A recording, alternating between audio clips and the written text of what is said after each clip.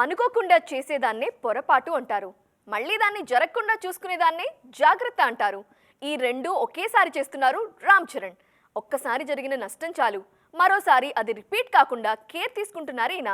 ఇంతకీ ఆయన చేసిన పొరపాటేంటి? దానికోసం మెగా వారసుడు ఇప్పుడేం జాగ్రత్తలు తీసుకుంటున్నారు?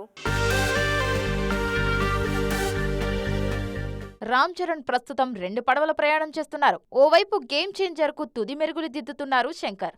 జనవరి 10న విడుదల కానుంది ఈ సినిమా. మరోవైపు బుచ్చిబాబు సినిమాని ఈ మధ్య సెట్స్ పైకి తీసుకొచ్చారు. ఈ 2 సినిమాలపై ఫోకస్ చేస్తున్నారు చరణ్. RC16 కోసం చాలా అంటే చాలా మేకోవర్ అయ్యారు మెగా వారసుడు. ఈ మధ్య RC16 షూటింగ్ మొదలైంది.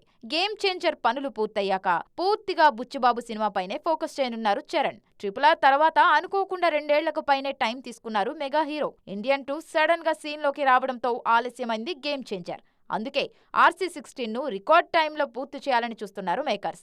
గేమ్ చేంజర్ ప్రమోషన్స్ కూడా జోరుగానే జరుగుతున్నాయి. డిసెంబర్ 21న అమెరికాలో ప్రీ రిలీజ్ ఈవెంట్ ఏర్పాటు చేస్తున్నారు. మరోవైపు RC16 కోసం బల్క్ డేట్స్ ఇచ్చారు చరణ్. అంటే ఇటు గేమ్ చేంజర్ కు ఇబ్బంది రాకుండా, అటు బుచ్చిబాబు సినిమాకు లోటు లేకుండా కేర్ తీసుకుంటున్నారు. అన్నీ కుదిరితే 2025లోనే 2 సినిమాలతో రావాలని చూస్తున్నారు రామ్ చరణ్.